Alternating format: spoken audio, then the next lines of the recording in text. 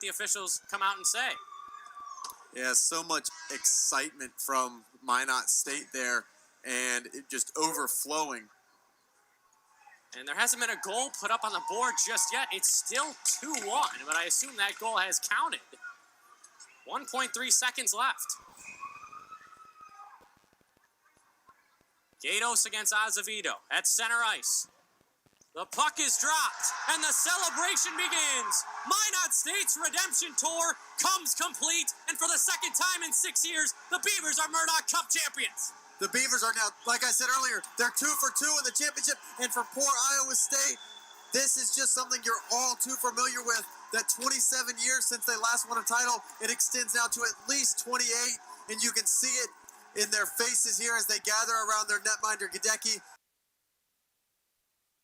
Good evening, everybody. Welcome to another edition of the Captain Lou Extravaganza live here on the 12-Ounce Sports Network and Zingo TV, channel 761. Yours truly, Captain Lou, in the chair until 10 o'clock Eastern Time. And after that, the one, the only Mike said it first. He takes over at 10 o'clock for the third leg of our Triple Crown, or he is the cleanup hitter. We can't forget about High Takes, our show that starts off the Tuesday shows at 4 o'clock. We got to give them a plug as well.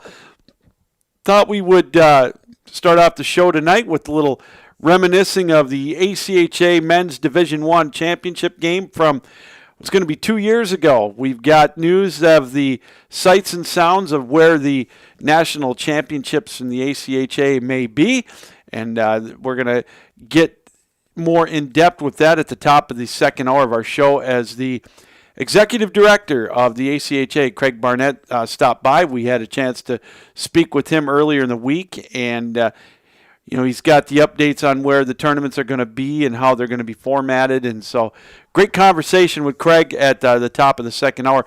Before that, also in the bottom of this hour, we have the pleasure of talking with the coach of the Division I Lindenwood Lions, and that's Rick Zombo. A lot of you folks may recall Rick back in the 90s and late 80s was a former Detroit Red Wing and St. Louis Blues player, and I believe he played 1 year with the Boston Bruins. So Rick's going to stop by. He's been the coach at Lindenwood for quite a while now. He's got one national championship under his belt there with the Lions, and he'll stop by and tell us what's going on in their world as they continue on their march to get back, hopefully for them, to the Nationals, which will be just outside of St. Louis coming up in the middle of April. So a lot to look forward to as the ACHA Hockey League, Hockey Association, starting to get back into gear. They're wading through the COVID mess, the postponements and the cancellations and whatnot, but they're doing their best to get a season on, and we'll talk to those two gentlemen as well. And then at the bottom of the second hour, a good friend of the show, Todd Corder, is going to stop by. We're going to rehash Super Bowl 55, and we'll go over just that blowout win for Tom Terrific, and that will be as Super Bowl number 7 for Tom. So, and Tom Brady, and the second one in the franchise history for Tampa Bay, as the Bucs rolled 31-9 over the Kansas City Chiefs. Kind of a surprising way they won it.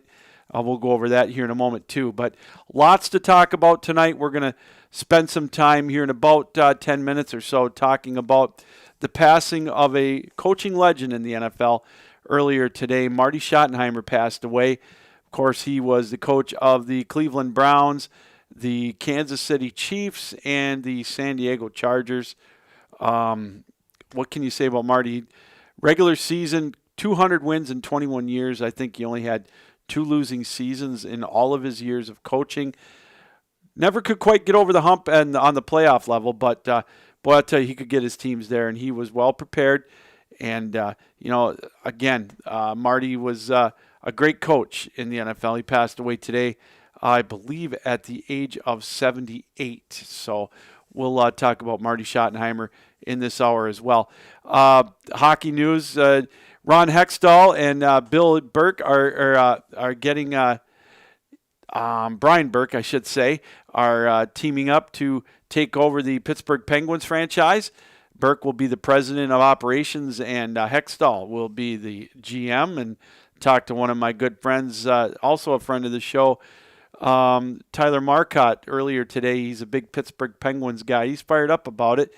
They've got a tall task ahead of them in Pittsburgh with age creeping up on the Penguins and, salary cap issues. They're currently just on the outside looking in for the playoff hunt in their division, but it's still early. I think there's like 44 games left, so a lot of time left for the NHL and for the Penguins.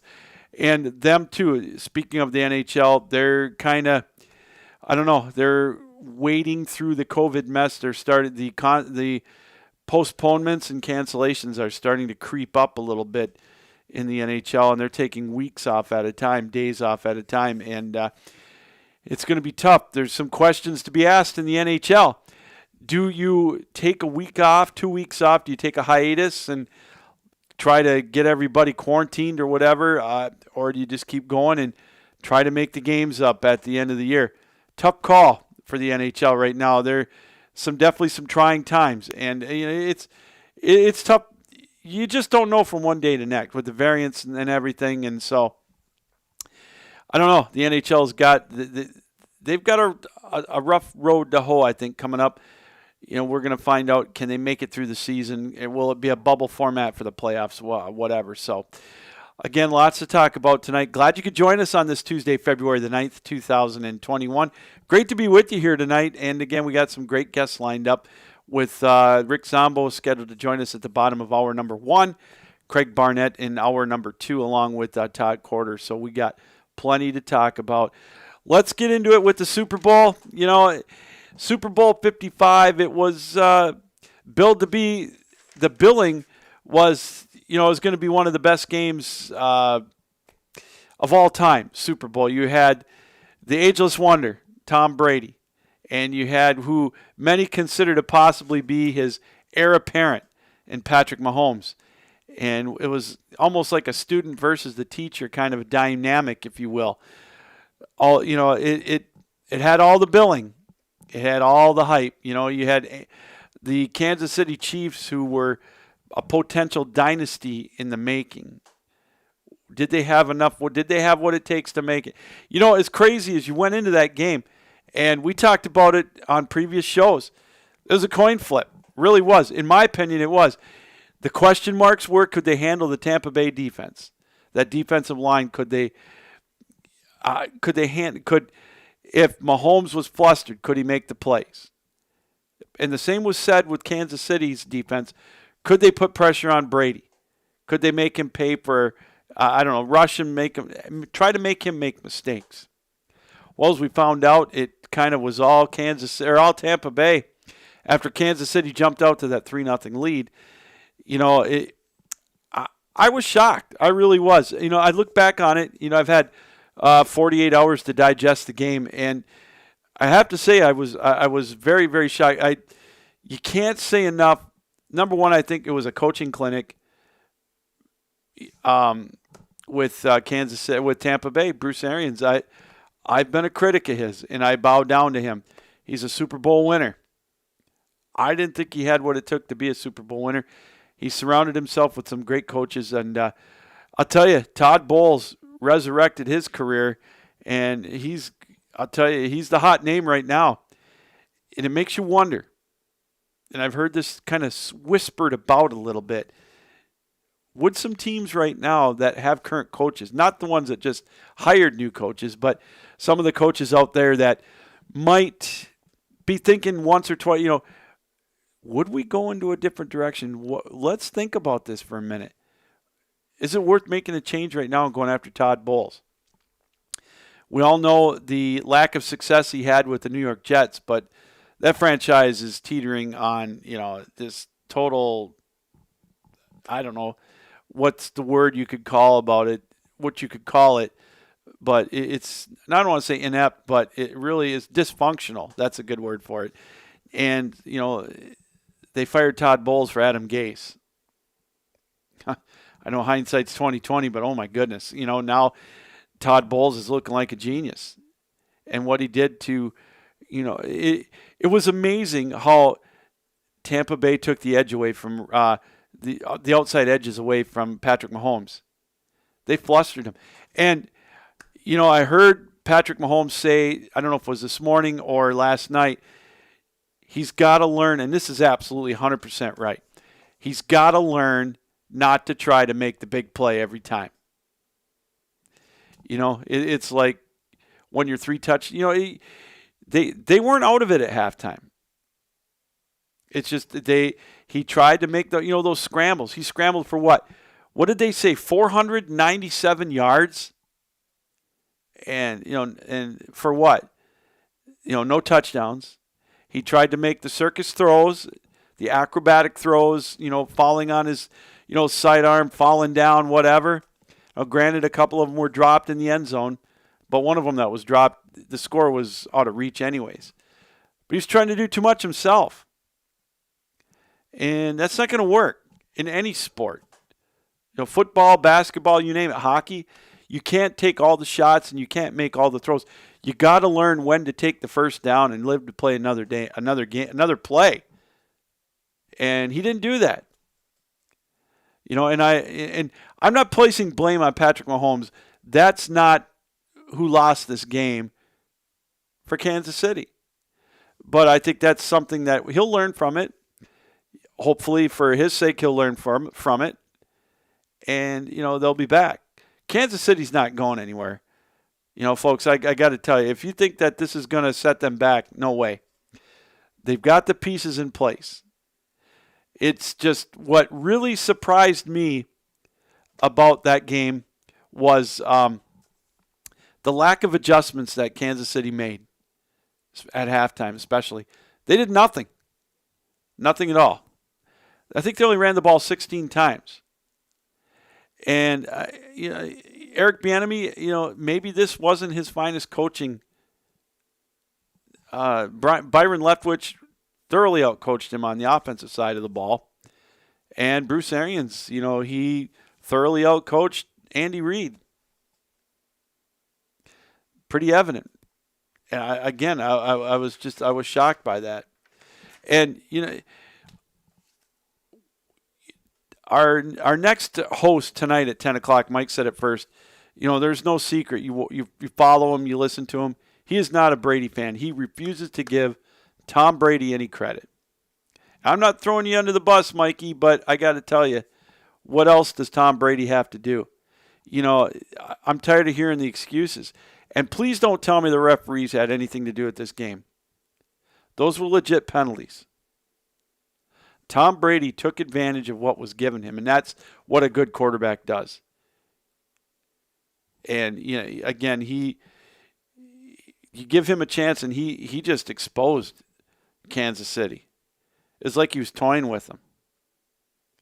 He knew when to throw it deep because he knew that they were going to draw the penalties. You could see Kansas City, they got rattled. That's the first time I've seen Patrick Mahomes rattled as a Kansas City Chief. He looked like his freshman year at Texas Tech. And so, I mean, they got him rattled. They got him, they got Kansas City, taunting when they shouldn't have, getting penalties, trash talking. You could tell they're out of their game. The Honey Badger, he got taunted big time. It was funny watching it, and you could tell he was rattled. It affected his game. It took them all out of their game. Le'Veon Bell, he didn't even play. Why do you sign him? He was a non-factor. I don't even know if he played. They pretty much kept Tyron Hill in check. You knew that Kelsey was going to get his 100 yards receiving yards, and he did. I think he got 9 catches for 110 yards, but they kept him out of the end zone. And who would have thought? I would have liked to known what the prop bet was if there was one out there that Tampa or Kansas City would not score a touchdown. If you put money on that, you're a rich man or rich woman. Rich person. Let's just go with that. Speaking of prop bets, we'll talk about some of the prop bets in that game too after our break. And we'll get into we'll look back at the career of Marty Schottenheimer as well. We got a great show planned for you. We're going to step aside here in a moment. And again, we've got Rick Zombo scheduled to join us in about 15 minutes. We hope you stick around for that. And at the top of the hour, we've got Craig Barnett, the executive director of the ACHA, and Todd Corder as well in the bottom of the second hour. Lots to talk about here on the Captain Lou Extravaganza. We're live on our 12-ounce sports platform and networks. That includes Zingo TV channel 761.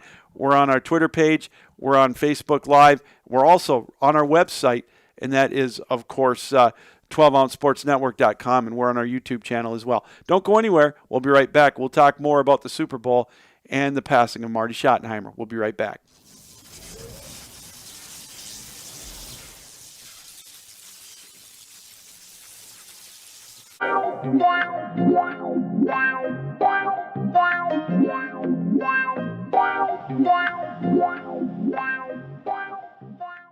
Welcome to MyBookie. You're ready to create an account and start making money, and we're here to help. And remember, you can get a bonus of up to $1,000 on your first deposit. Now you're ready to bet. Just go to mybookie.ag, visit the sportsbook, click on your bet, and input the amount you want to risk or win in the bet slip. Yes, it's that easy. Just remember, at MyBookie, you play, you win, you get paid.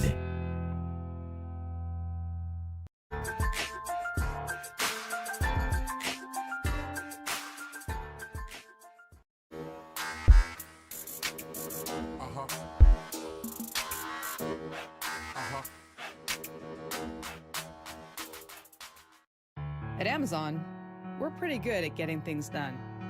We're pretty good at solving problems. COVID-19 is the biggest challenge we've had to face. But challenges are what motivate us. Like flying masks to our employees around the world. We're doing everything we can to get you what you need, and doing everything we can to keep our people safe. I'm former Navy pilot Sarah Rhodes, and I'm proud to lead our Amazon Air network.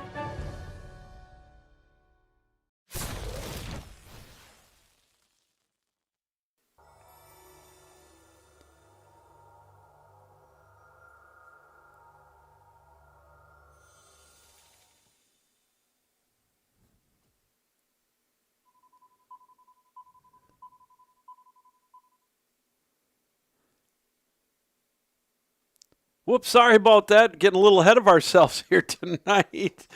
Oh, boy, I tell you what, that cold air outside must be playing with my brain or something. Welcome back to the program. Captain Lou here with you on the Captain Lou Extravaganza live here on the 12-Ounce Sports Network, Zingo TV channel 761. And, of course, you can watch a replay of our interviews and the show in general on my website, which is captainlou.net. And also, we want to invite you to check out our website. We've got some great articles.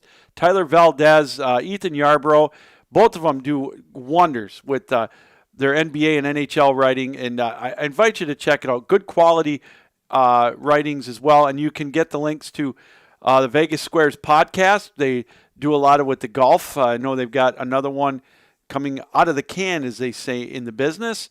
So check that out, the times for that as well. So check out our website. That is the 12ouncesportsnetwork.com. We're talking at the top of the hour. We'll get back to the Super Bowl talk. Wanted to talk a little bit about a legend that passed away earlier today. Coaching legend Marty Schottenheimer passed away, I believe, at the age of 78. And he had a long career with, or 77, he would have turned 78 in September. Long career coaching in the NFL, 21 years as a head coach in the NFL. And, 2 losing seasons. That's the one that sticks out to me. The man he suffered a lot of heartbreaking losses in the playoffs. Took over for Sam Rutigliano midway through the 1984 season.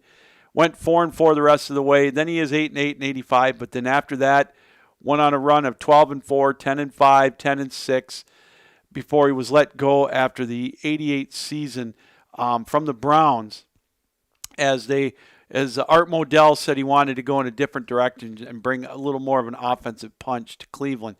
But I think everybody that is a historian, of those of you that were around back in the 80s, all you can remember about the Cleveland Browns was the 2 consecutive years where they lost to the Denver Broncos in the AFC Championship game on the with the preface of going to the Super Bowl. Of course, the first year was the drive. Cleveland up 7. It looked like they were getting primed to go to the big game. And Denver took over on the 2-yard line, went 98 yards in a little over 2 minutes, and then won in overtime on a field goal. And then the following year with the fumble, where they were going in for the tying score, they drove all the way down. I think they had like an 80 or 90-yard drive as well. And then I can't remember who it was that fumbled the ball. No, I can see it. I remember watching it as if it was yesterday. Fumbled going across the 5-yard line, going into the end zone. He fumbled, and Denver got the ball back and just ran out the clock. So heartbreaking drives for those of you. The drive and the fumble. That's what they're going to be remembered as in Cleveland. Marty's career is going to be remembered for that. The toughest thing about him is heartbreaking losses in the playoffs, 1-point losses. He took over in Kansas City and turned them into a perennial powerhouse. 13-3 one year, 12-4 another year. The NFL best record one year.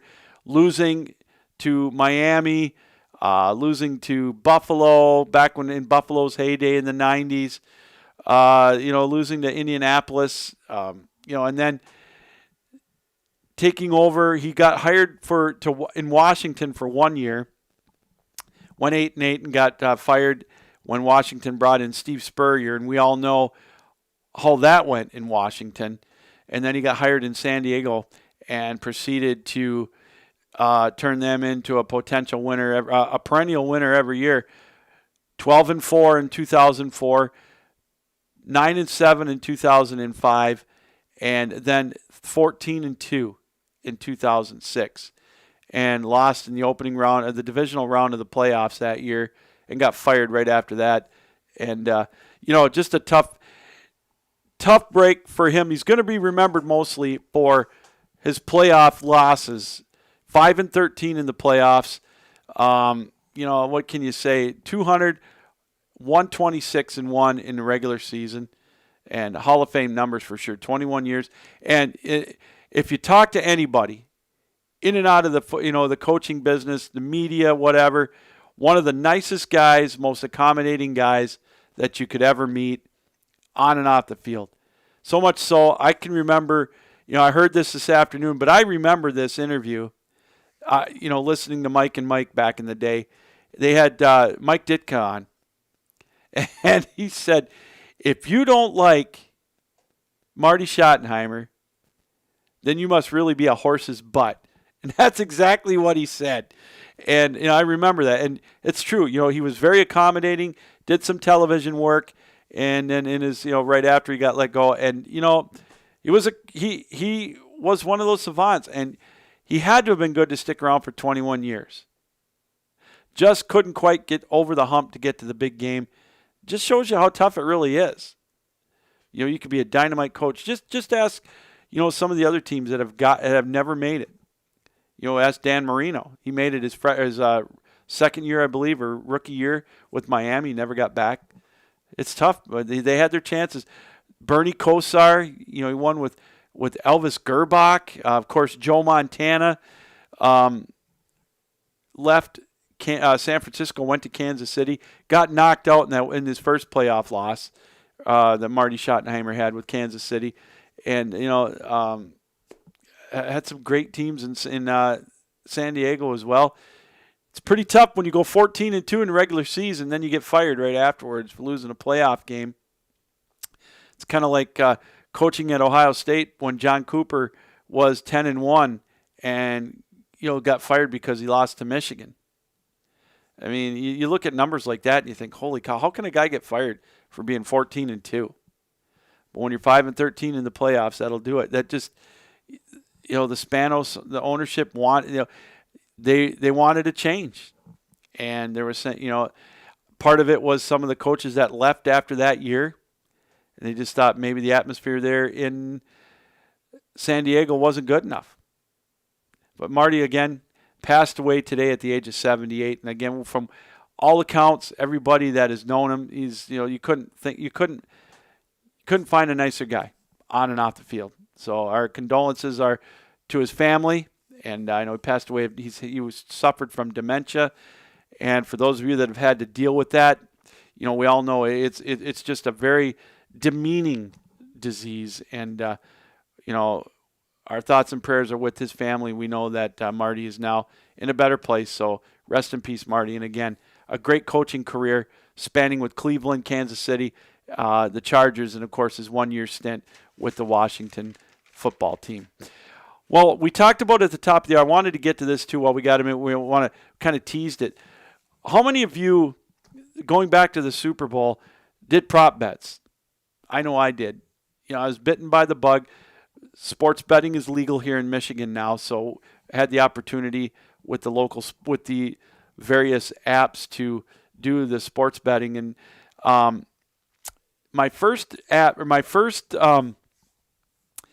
first one that I did, and I actually won on this one. It was funny because I accidentally bet on it twice, and that was, would the team that kicked off, would the receiving team run it out of the end zone, or would they get a touchback?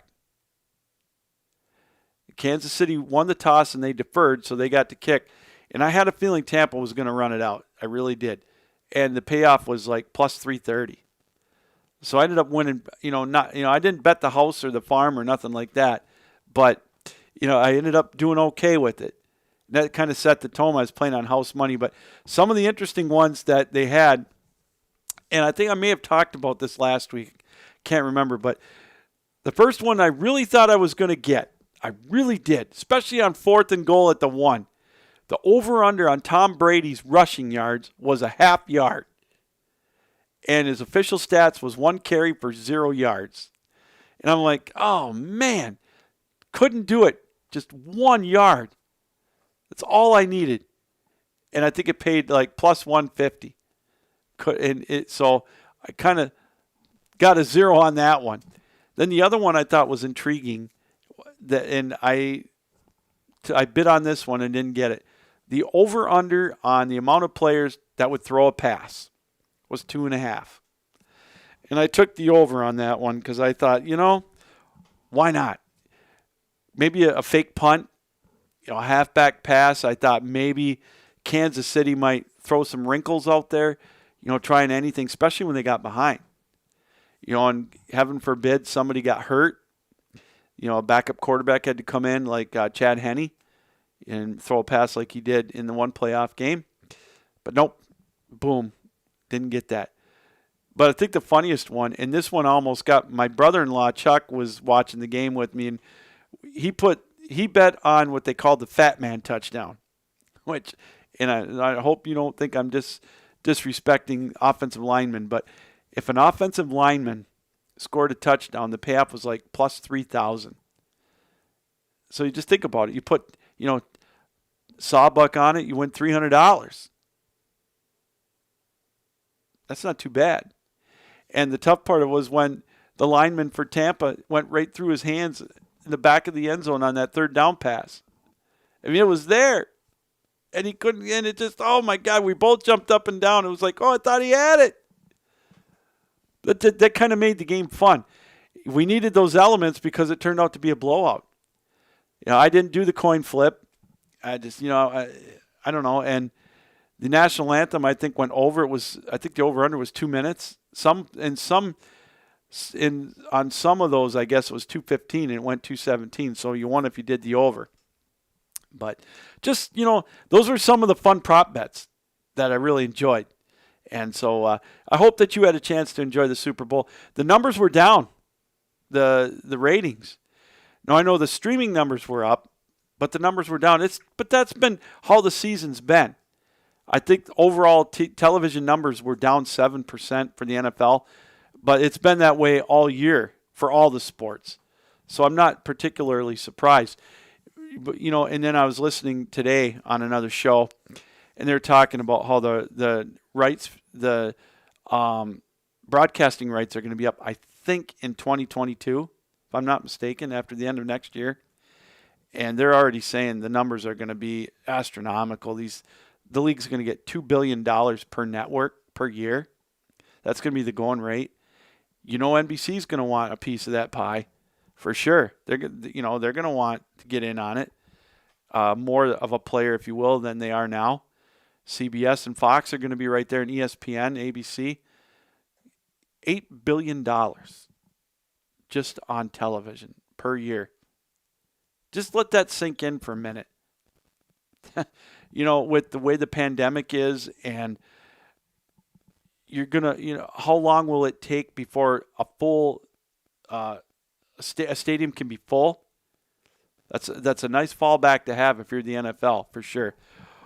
So, well, let's go to our the Captain Lou Extravaganza guest line, sponsored by Ken Ryan at Voya Financial Services. Call him at 517-42, or Ryan at Voya Financial Advisors, I beg your pardon, 517-420-5669.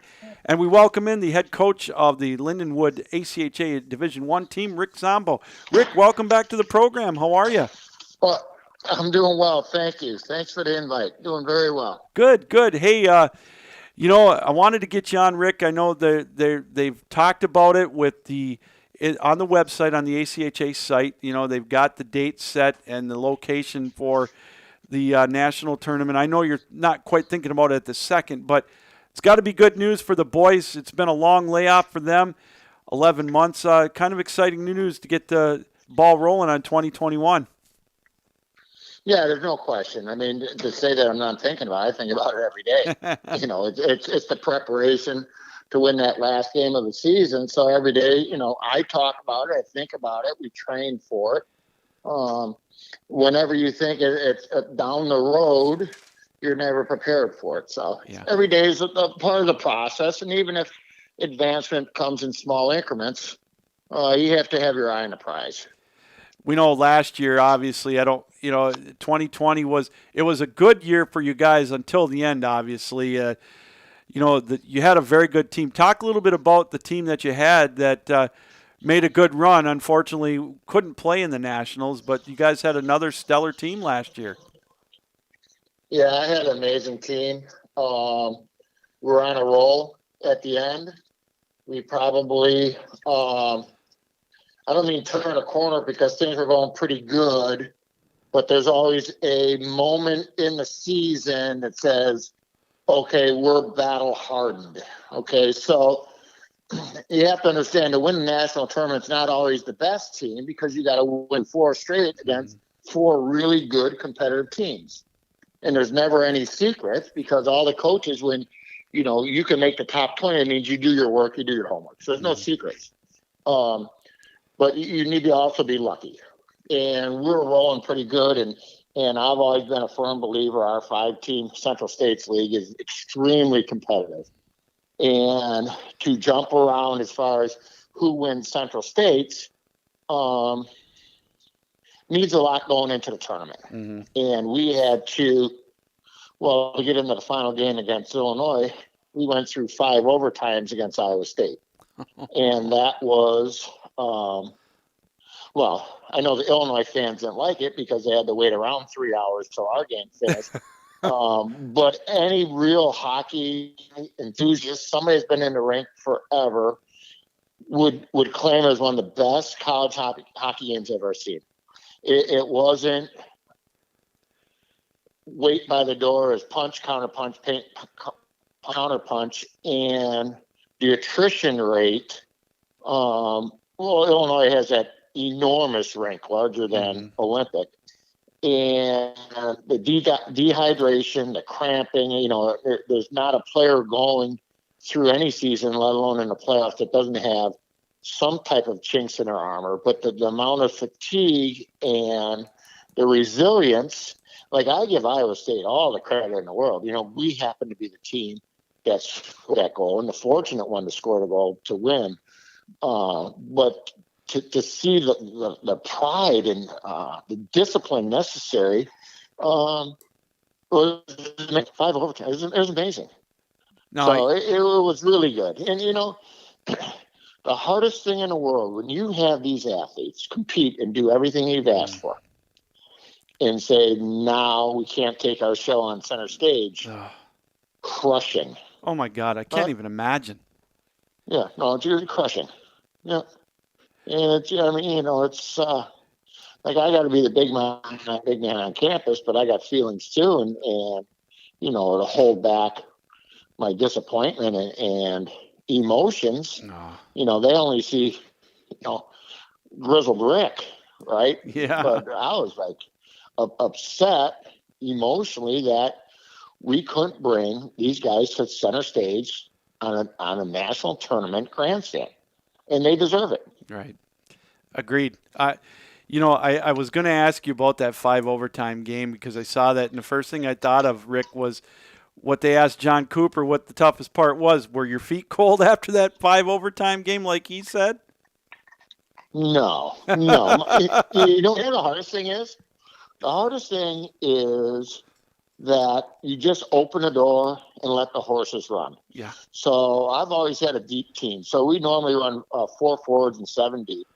And what people don't realize, I ran my 4 horses, my defensemen, for the whole overtime. And I only had one of those 4 that he had to take a few shifts off because he was cramping up. Mm-hmm.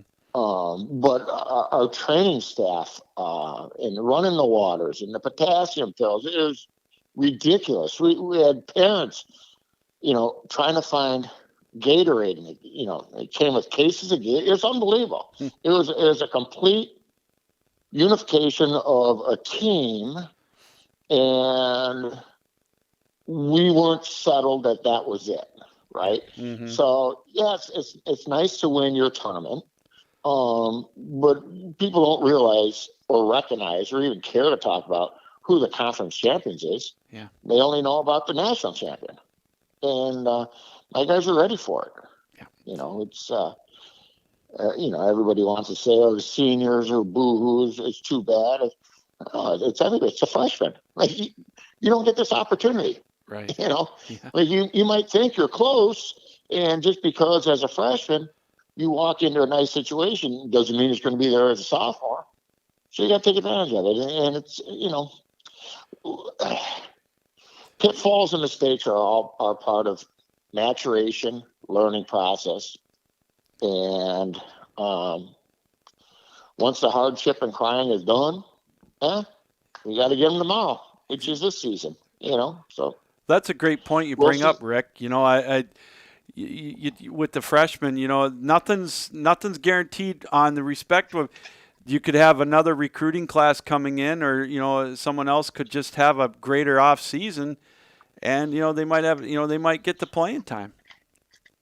That's it. So for me, it's about recruiting, and depth is not numbers for me.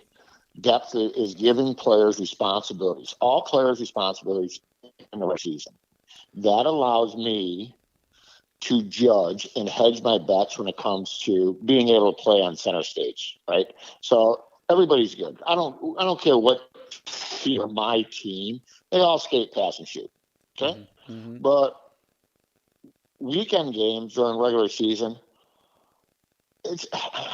I mess around, and I don't mess around like be tongue in cheek, right? But I don't play all my cards because we all have everybody, right? But I play players in different situations, not only to keep everybody honest, but also to develop the depth.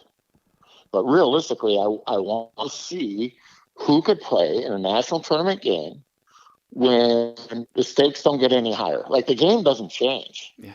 60 minutes, 85 by 200, the game don't change. We know everybody that we play against. We try to book all the top people in the regular season, but there's something about the it factor, and I can't describe it. There's gamers. You know what I mean? Yeah. I got to find the gamers before the gamers start. Otherwise, I might have them watching sticks at the wrong time. Great point. I have to ask you, we're joined by Rick Zombo, head coach of Lindenwood University's ACHA D1's men's team, as they are on another quest to get back to the Nationals here. Rick, the boys really didn't get to start playing regular season until the first of the year, so they were off a long time. How did you keep them fresh? How did you keep them?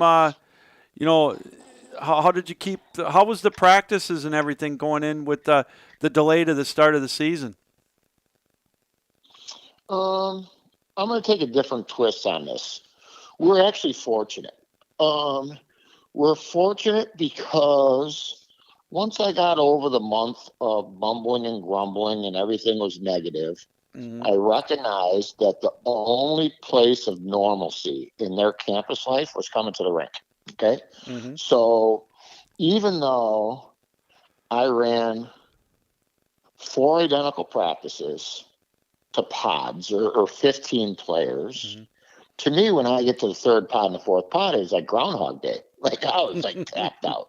Okay. I'm sure. However, when I looked at it another way and I recognized how excited they were to come out of their isolation, come out of their cocoon, it was about fun. So during the season, we have a lot of fun. It is putting the lines out far as how far they can cross it with me, but also recognize we still have to get work done. So there's an awful lot of fundamental teaching, which you kind of lose in a normal season. The downfall was there was no measuring stick to see the retention or give them opportunities to fail in games, right? So, yeah, it was good on fundamental skills. And of course, so at Lindenwood, we have a D1 and D2. So I was running a whole program. So, I had 40-some kids. And to intergage with the D2 players and get to know them and to recognize how talented they are and how valuable they are to our Lindenwood hockey family was extremely beneficial. So, of course, we want to play games. Right. But it was what we can do. We made the most out of it. We provided them an awful lot of video. It was a summer full of editing NHL video, reinforce the principles, the concepts that we play in, to keep them in tune and to keep them sharp as best we could as a coaching staff, right? Yeah. And then now the games start, and we're not playing our normal schedule. So I think we had 20 on schedule written in pencil. So as weeks go by, you don't know if those games will be fulfilled. And there's a lot of idle time. And see, in college hockey, it's great when you're on a high. When you're on a roll, it's great. However, you've got 5 days before you can keep your roll going till the next game. You're only playing 2 on the weekend. Conversely, when you're in a slump, it's tough to get out of the slump because you got 5 days to stew in that garbage. Yeah. Great point. So there's an awful lot of, God, I hate coming out of my mouth coddling. It's not coddling. We don't coddle. Yeah. It's a lot of talking and listening, a tremendous amount of communication, and we provide ownership in strictly providing them to express their thoughts, even though it's a dictatorship, if that makes sense. No, 100%. And because you don't have games, they saw kind of a they saw a different side of Rick, where I'm jealous of my assistant coaches because they get close, right? They're allowed to get close. Because I've got hard decisions. I don't put my heart on the shelf. I'm extremely compassionate, but I've been there before. Sure. Right. I've been a player before. And it just works for me. So I'm the guy. But they saw, I think one player say, and coach are like an onion, and it's taken them 4 years to figure it out. But it takes a while to peel it down. And it's not like I'm having them over to my house and having a Right. soiree. Right. But I made certain we had fun. And now that we're playing games, we're getting back at it. And it's, injuries come part of it. And we have a new, medical trainer and medical trainer learning me and learning them. And, it's just, Yeah. it's focused because I've got to manage 24 college kids, and you Yeah. never know what's going on with them on a daily basis. No, you don't. But, No, you but don't. we get to know them personally, right? Yeah. When you go into a game, I got to hedge my bets. Why do I put a player out? I've got to have a history. I got to hedge my bets, right? Mhm. So, like, everybody knows what's right or wrong. Everybody understands how we play, what our theme is, what our topic. These are the tendencies of the opponents, basic coaching stuff. But to hedge my bets allows my decision-making of, do I have to enhance a player? Do I have to give him an offensive zone start? Or am I giving a player an offensive zone start because I have to protect and defend against? See, because I'm familiar with his liabilities. So I'm not going to start him in the D zone. I got to start him, you know what I mean? So there's a rhyme to reason, of why they go out. And it's not one. So I run both forwards and D because I have a strategy for the period. And I also have a long-term end game where I want players to get to. So to think that I'm going to spend the time to coach an assistant coach, even though with the D corps you're running 6 or 7, it's got nothing to do with opening the door and telling them when to go. It's putting in moments in the game that become challenging that I make mental notes on. So, Rick, I'm sorry, you mentioned recruiting a little bit earlier in a conversation. Yeah.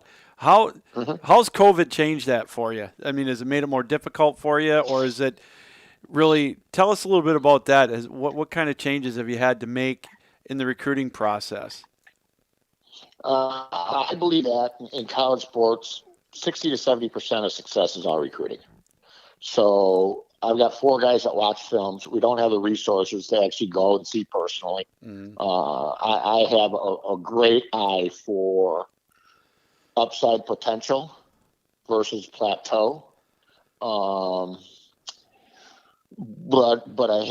I'm very impatient. I can't sit in front of a computer screen and watch 60 minutes of hockey. Okay. Like, I'd rather watch NHL. Okay. So because it's so important to us, I know last year we reached out individually 220 different kids. Okay. Mm-hmm. Now that's not a shotgun blast.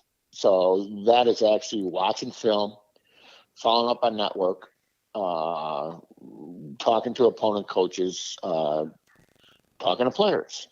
And whether I'm making the call or whether I'm talking face to face, it could be me or my assistants. Okay. We know what I want to coach. So they don't watch the best players. They don't read stats. It's what fits into not only what I want to coach, but also how are we going to be successful? Mm-hmm. And then have follow-up if, line item 1 of our spreadsheet don't want to come or they commit someplace else. Then you got to drop down. You know what I mean? Yeah. So there's an awful lot of work to it. And on the confidence side, we have like a 96% success rate when it comes to commitment when they come on a visit. Wow. Because it's very easy for me to sell myself and my program on a face-to-face. The school sells itself. Mm-hmm. The school is behind us. The student bodies. Okay, and now we have this amazing facility, right? Yeah. So we've got the tools. But what people don't see is the countless hours of sifting through recruitable kids. And it's not like, I mean, here's what's funny. We missed out on what I'd consider a blue chip kid. He reached out to us from Columbia. And this was 6 years ago. Mm-hmm. I go, man, they don't play hockey in Columbia, and he's a roller player. Oh, he's Florida Gulf Coast. Oh, did we miss out on a blue chipper? You know what I mean? So, Yeah. so I don't care, what your zip code is or what your nationality is. To me, there's a difference between boys that play hockey and hockey players. So, it's really asking questions, try to knock them on their heels, Yeah.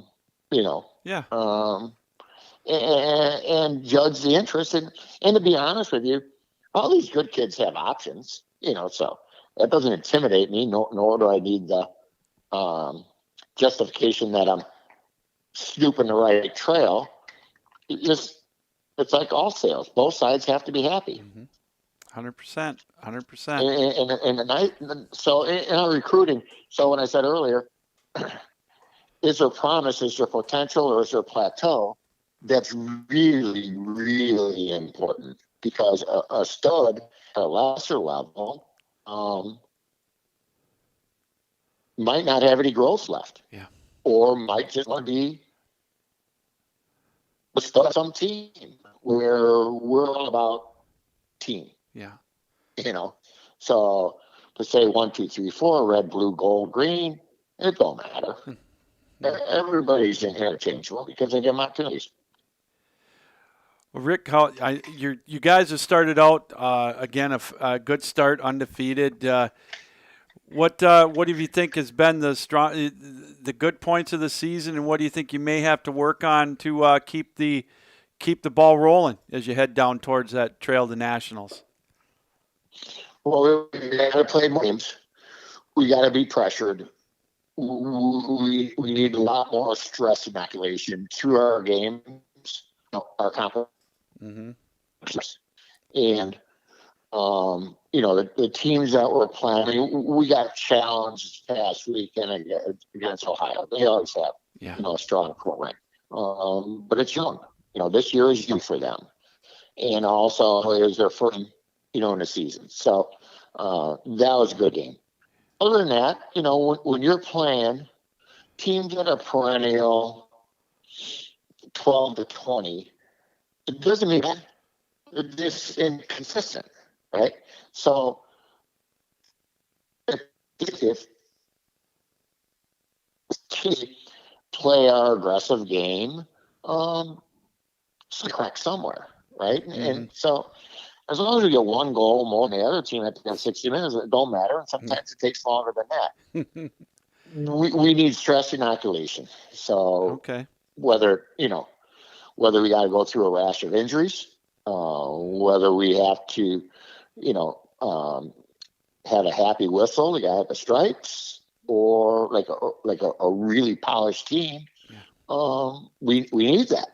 And on our schedule, I don't see it right now. I think we've got 10 games left. Yeah. Which is nothing. So we've actually played. So we played our D2 team, which is the first time we've ever done it. We did it in the fall, and we did it again. And I was glad we did. They're happier that they did because they were pushed to a different level. Right. But when it came down to it, they didn't execute in the moment that they had to, where our talent was able to, right? Mm-hmm. So even though that we made mental mistakes, our talent was able to overcome or nullify. So, you got to play games. To me, you got to play games. College is tough because you're only playing 30, 34 games. That's just college season. It's the way it is. Right. I got to ask you real quick before we let you go. You've watched it this year. You've seen, of course, at the end of last year with the NHL, with the bubble and the start of play this year. As a player, how long would it take for you to get used to not playing in front of fans? And would you have had a problem playing in that bubble format last year? Hockey is a spectator sport, okay? Yep. It's a sport played with emotion. What is so attractive to hockey fans is being present inside the arena. Yeah. The casual sports fan cannot follow the pace of a hockey game on TV. That's why it doesn't sell. It's the emotion that's provided through the support and the rabidness of like hockey fans. So it becomes plastic. What's advantageous now is that like the Blues are playing Arizona Coyotes 6 games in a row. Yeah. Now you develop the rivalries, right? So like when I played, like we played every team in the Norris division, shit, almost 12 times in a year. Yeah. And back then the GMs had a hard time when you play home and home, man, like kids understand when I say like you're perspiring as you're putting your equipment on, it's the emotion. It's not like, you know, you got a big paunch and can't bend over and tie your skates. It's the emotion of getting geared up and to hear the ruckus outside the door. That's hockey. So for me to watch, and I've got a problem watching the NHL game now because there's so many casual errors in the game and there's no remorse in these players that it drives me bananas. And I don't know if they're trying to sell the game. You know, is it the Major League Baseball, Sosa, McGuire, when everybody knew they were juiced up, but they had to get fan support? Like, it's hard for me to watch. Is there a lot of skill? Yeah, there is. But what's so glaring is how casual the mistakes are being made. And I don't even want to bring contracts into it. It's not right. Yeah. And I haven't read the article on Tortorella with, you know, now that he's been benching Limey. Yeah. But don't turn this into NBA. Oh, I agree. Everybody's accountable. Let's get it on. Yeah. Well, Rick, I appreciate you taking time out tonight. It's always been enlightening whenever I get a chance to talk to you. I've learned a lot from you again tonight about the ins and outs. Good luck to you the rest of the year. Look forward to catching up with you, hopefully in St. Louis in April at the national tournament. I would hope so. Yeah, I look forward to talking to you. I could talk hockey 24/7 to hockey people. Oh, I love it. I Appreciate love it. My pleasure. Yeah. Thanks again, Rick. Enjoy your night. All right. Take care. You Thanks, bet. Bye. Rick Zombo, head coach of Lindenwood University, ACHA men's D1 program. Always fun talking to him. We've had him on, I think it was a year and a half ago, and it was in the midst of their 2019 run to the Nationals. Great insight. You know, and what I like about Rick is he doesn't pull any punches. He'll tell you like it is. And, you know, he knows that they're a good program. And I like that. He's not being cocky about it, but he knows it. And I love his answer about what they need to work on or what he thinks of the season so far is they haven't been tested. And, you know, there's a good squad in Ohio. I get that. But it's like he said, they're young. And that's the unfortunate thing about the season right now, especially they're only playing a handful of teams. Now they're playing them 4 or 5 or 6 times. They're going to get 15, 16 games in, which starting on January is not too bad.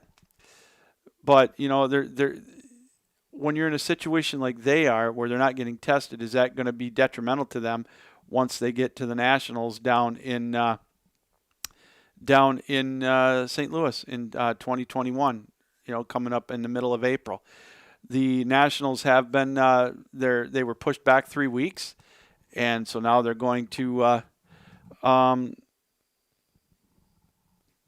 we're going to see, you know, what kind of a show that we're going to get with the Nationals. So it's going to be a lot of fun, and I know Lindenwood's always there. They've got an A1 program. Rick's right, their facilities. I've seen pictures. I haven't been there. Would love to go because their facilities are amazing. But it's a great program, top to bottom every year. You look at Lindenwood, you look at Adrian, you look at Liberty. Those are the benchmarks in Division I. Ohio, those 4 teams, they're always there, always in the national title picture. Minot State as well in North Dakota. You know, they're the benchmarks, and it's going to be fun to see all them get together. Hopefully, in about 3 months. 3 months from next week, the start of Nationals. The countdown's on, and we're looking forward to it. Still to come. When we come back, we will sit down and have our interview with Craig Barnett, speaking of the ACHA, the executive director of the ACHA, and we're going to talk to him about everything that's going on in his world of the ACHA. We'll talk about what the Nationals are going to look like and some of the formats and whatnot. And, of course, coming up at the bottom of the second hour as well, we'll talk with a good friend of the show, Todd Corder. We're going to get his thoughts on the Super Bowl, the quarterback carousel that still seems to be spinning, and a whole bunch more. Don't go away. You're watching the Captain Lou Extravaganza live here on the 12 Ounce Sports Network, platform and networks, which include YouTube, Facebook Live, Twitter, and, of course, our website, which is 12 Ounce Sports Network, and Zingo TV, channel 761. And don't forget, you can watch a replay of our show, including this interview with Rick Zombo we just had, on my website, which is captainlou.net. Stick around. We'll be right back.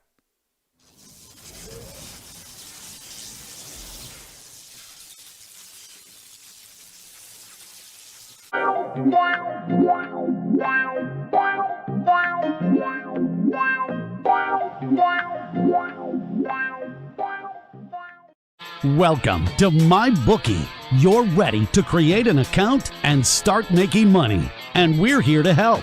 And remember, you can get a bonus of up to $1,000 on your first deposit. Now you're ready to bet. Just go to mybookie.ag, visit the sportsbook, click on your bet, and input the amount you want to risk or win in the bet slip. Yes, it's that easy. Just remember, at MyBookie, you play, you win, you get paid.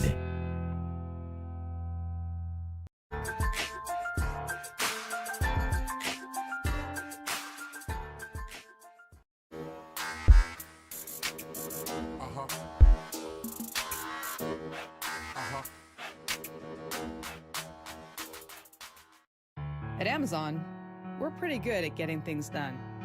We're pretty good at solving problems.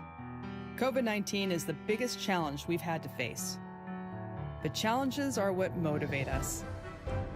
Like flying masks to our employees around the world. We're doing everything we can to get you what you need, and doing everything we can to keep our people safe.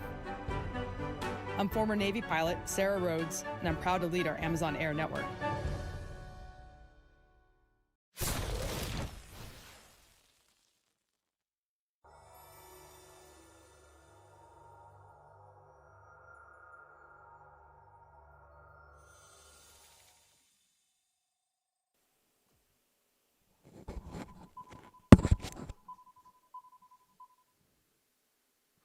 Hey, everybody. Welcome back to the Captain Lou Extravaganza live here on the 12 Ounce Sports Network, Zingo TV, channel 761. Again, huge thanks to Rick Zombo, ex-Detroit Red Wing, St. Louis Blue, and Boston Bruin for joining us. Also, right now, the head coach of one of the top programs in all of ACHA hockey. They've been a national champion before that, of course, is Lindenwood University, ACHA Men's Division I.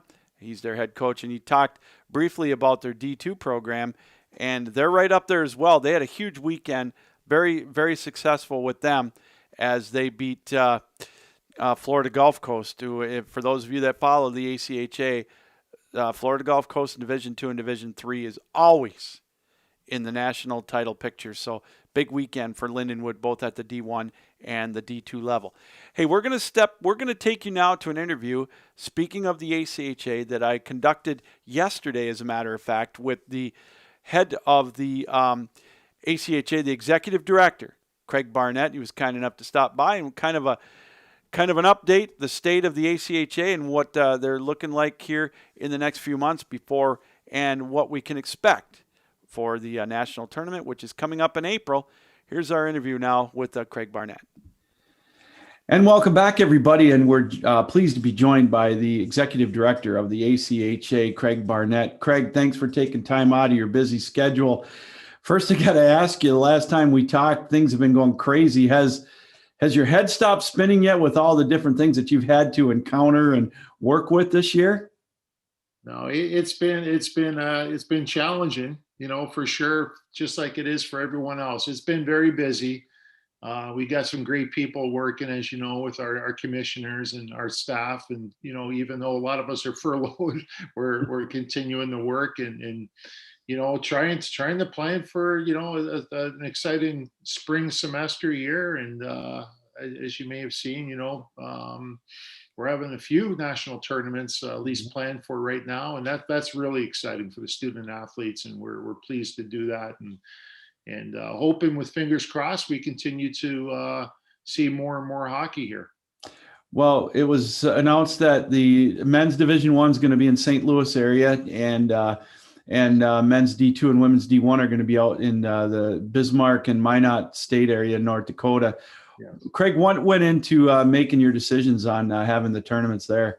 Well, there was a lot of factors going into it. Certainly, we needed to look at each division, independently, because they're going to have independent tournaments. And, as we planned for that, working with the commissioners, we wanted to look at locations that were maybe better centrally located for their specific division, but yet at the same time, maybe in areas with, fewer restrictions. Yeah. However, making sure that the players and coaches and everybody's safety was still intact.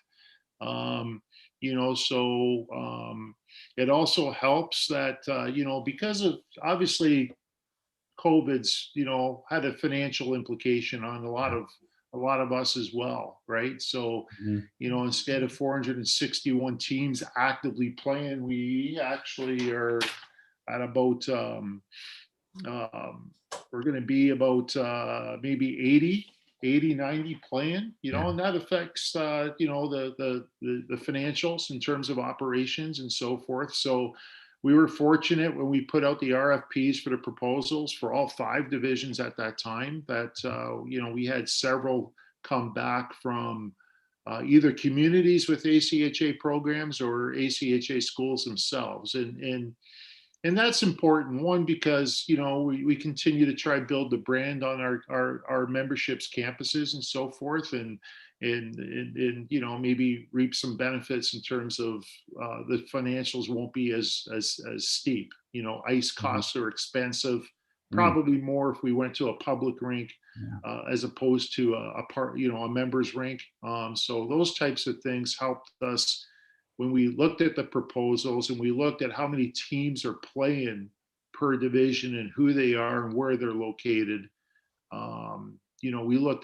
We basically took the recommendations from the commissioners to our staff, looked at the logistics and the feasibility of doing so. And those are the factors we use to either say there might be some issues logistically or financially, or no, this looks good. Let's make the recommendation to the board. So that's the way it went. We felt that we needed to make decisions by February, the latest, just because of everything going on and spring semesters and graduations and other dates. So we made the hard decision to say we'll take the best info and intel we have the third week of January and review and make recommendations. And here we are. We got 3 divisions that we're planning for. We have possibly looking at to see if anything else is changing with the other 2, but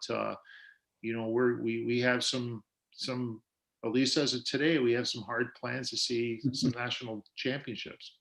Well, that's fantastic. Really looking forward to it, Craig. Now, I know, do you have any kind of a timeline or how you're going to work it as far, for example, with the Division II for the men's? They've done the regional qualifying in the past. Have you talked about how you're going to set that up? Are you going to go with that format, or is it going to be something different? And as far as with like men's D1 and women's D1, have you made decisions on those formats yet?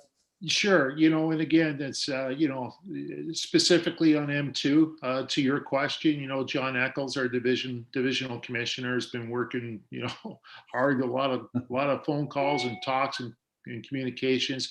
It does not make sense for us as a whole to host regionals this year at that level. It certainly makes sense to try and identify who the top 16 teams would be, 4 in each region. but because of COVID and because of the restrictions and because of player and team safety and, et cetera, it doesn't make sense to bring, 2 weeks prior to nationals to, bring a larger group to one location again. So John has established, working with Dave Kurtz, our hockey ops people.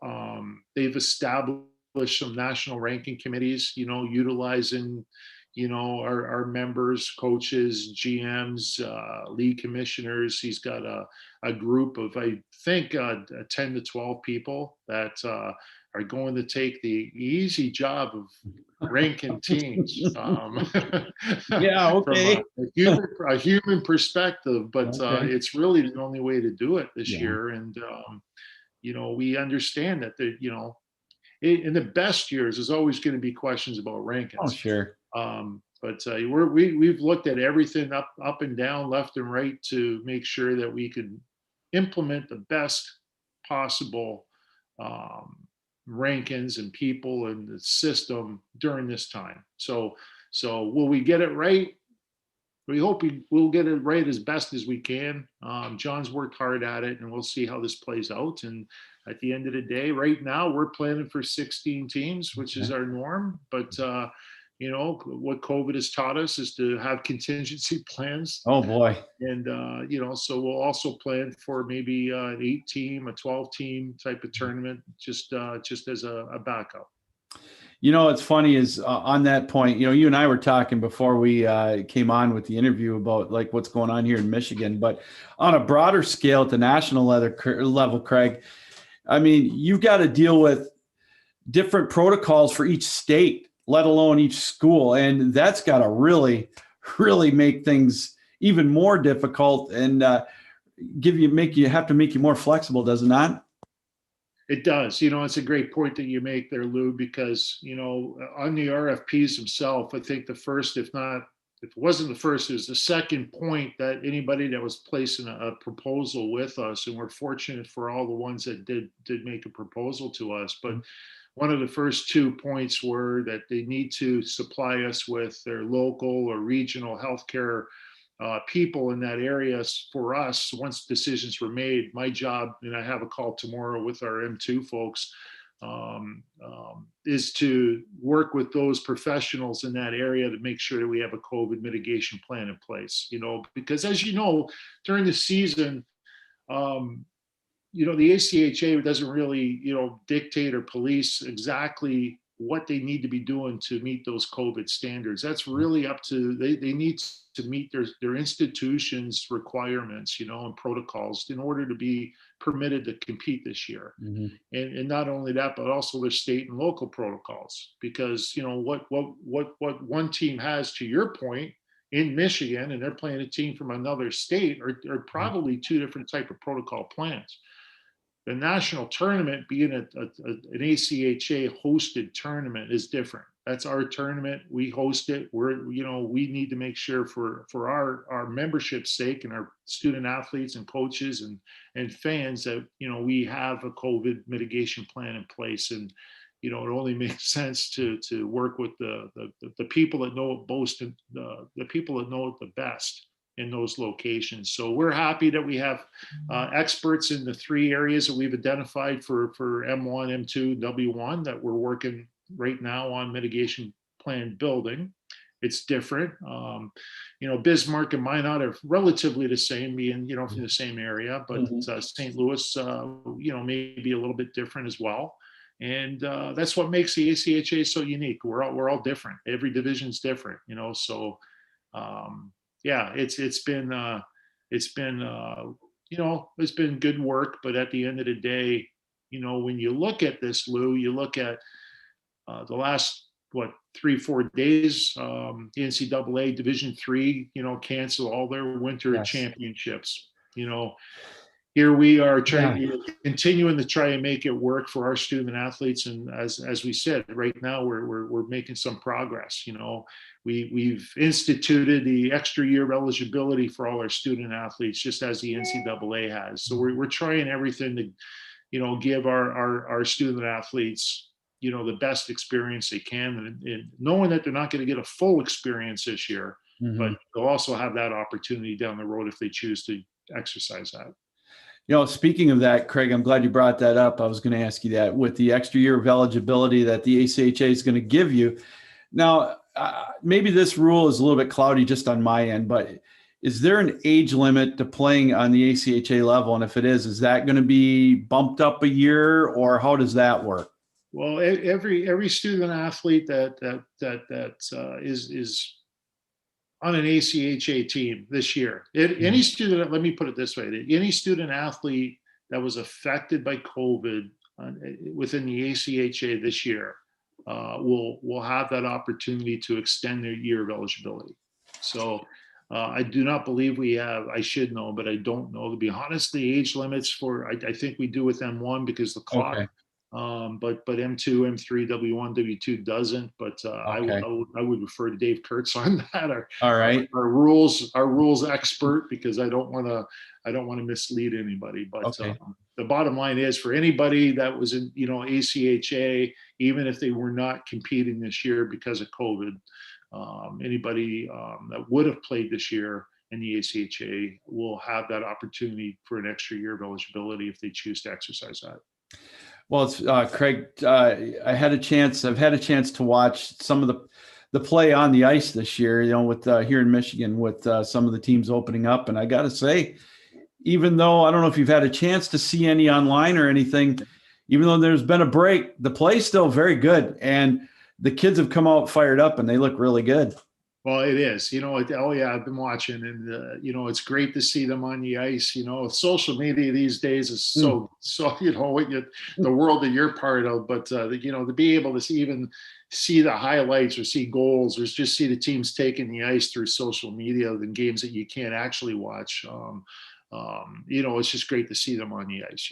It's obviously not the single one team out or anything, but what a great what a great thing happened for the ACHA, in particular for Liberty as well this year, playing Long Island University, a brand new NCAA Division I program, and having success in game one in that 2-game series. And they had success in game 2 as well, but to have a W against, a soon to be strong NCAA team, with Brett Riley at the helm there at Long Island. But that was a great win for Liberty and great for the ACHA. And to your point, the level of play is the level of play continues to get better, and we can't wait to see what it's going to be like at the national tournament. Getting back to the protocols that you have to go through, Craig, do you have any idea? I know it's kind of early, but if there's going to be the possibility of fans being able to go watch, parents or whatnot, live with the national tournaments coming up in April? Well, we anticipate that, but we now have we're scheduling our meetings. Again, we have our first one tomorrow with M2, with University of Mary and their tournament committee to start going through our task list and planning and so forth. So things right now, in all 3 locations look good to have some sort of attendance, but those details are currently being worked out now, and we certainly are planning on having live stream of all 3 of the tournaments as well for this year, for those of us that choose to stay at home to watch or cannot attend in person. Well, I know you and I talked about this on a later note back when this hit, all the pandemic and everything. Your versatility and your knowledge of social media and being able to do all this new electronic stuff has had to step your game up, hasn't it? Well, that plus a new website, a new scoring system, that's why Dave Kurtz is key for me right now. But I was just on a lighter note. I woke up in a much better mood because I was going to go to attend a football practice today, because I think after what we saw with the Super Bowl, that we still have a chance to play a sport and be very successful, in our mid 40s, like Tom Brady. So I'm pretty pumped about that. Yeah, it makes me want to go out and exercise a little bit more. I figure, if he's got the discipline to do that at his age, it's absolutely amazing, isn't it? It really is, and even the younger pros, the athletes, how they are athletically and the ability that they have. I just segue that to Yeah. what we are seeing in the ACHA as well with our athletes. I think the ACHA from top to bottom, the quality of play has been, my short 2.5 years with the ACHA, I'm blown away by it. And again, it's just a tribute to our players, the commitment to the sport that they love, a tribute to our coaches and how good they are and the commitment that they put into their teams, and the technology piece has something to do with it as well. But it's very fulfilling being part of this, and it's been a difficult year. I know that some teams are frustrated and don't get the news that they want sometimes, but we're trying our best as they are. And, again, I'm thankful for all the work that people are doing. And I'm just, to have student athletes on the ice playing during difficult times like this, kudos to them for, I'm sure they're sacrificing to make that happen in many different ways. And college is not the norm, how we're used to, but we'll take some good things from here, move forward, and make it as best experience we can. Well, lastly, Craig, and I'll let you go. You said that you've got a call with the D2 folks tomorrow, I believe. Other than that, what's on your immediate timeline as we're now within a couple of months of nationals getting kicked off in April? No, we'll be busy planning for this. We'll be busy continuing the track to make any adjustments that we need to do. We still have an annual meeting that we need to figure out what's going to happen with that. That's a discussion that, we have with our board. Our board's working on that as we speak and trying to figure out the best way forward with that. Just like anything else, I mean, it's just information that we're trying to roll out. I think the timing for us to implement a new scoring system has been good. It's been, we've had some hiccups here and some speed bumps along the way, but it's the right time to do it. We'll be ready to go. This new system we have, you as a media person, you're going to love it. With league stats and hockey tech. The media kits that come with the games, just based off the data that's going into the game sheets and the scoring each night, just creates a whole new level for us. Our teams are starting to see that now, and that's great. And our website is almost up to speed where it needs to be. And, again, we thought these are issues that we needed to put forward, and we might as well do it now. So when we're ready for a full robust season come next fall, we're already moving in that direction. And for the teams that are competing now and playing now, it's wish you all the success here. Be safe, be smart. And for the teams that aren't, we feel your pain, and at the same time we know that you understand the situation, and we're going to be there for you when your school permits you to play. Well, Craig, thanks for taking time out here tonight with us on the program, and good luck. Can't wait to see what the next couple of months brings, and looking forward to talking to you at Nationals coming up in April. You got it, Lou. Thanks for everything you do for the ACHA. You bet.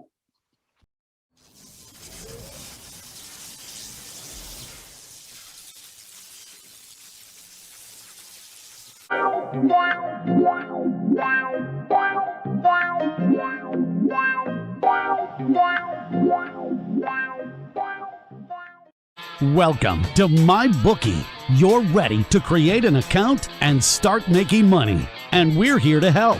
And remember, you can get a bonus of up to $1,000 on your first deposit. Now you're ready to bet.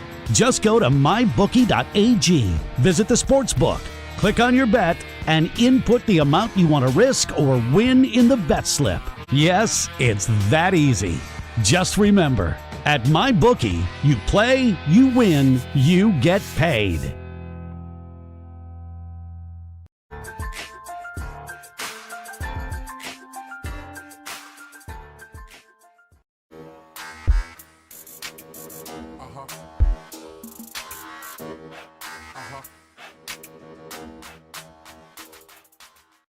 At Amazon, we're pretty good at getting things done. We're pretty good at solving problems. COVID-19 is the biggest challenge we've had to face. But challenges are what motivate us. Like flying masks to our employees around the world. We're doing everything we can to get you what you need, and doing everything we can to keep our people safe. I'm former Navy pilot Sarah Rhodes, and I'm proud to lead our Amazon Air network.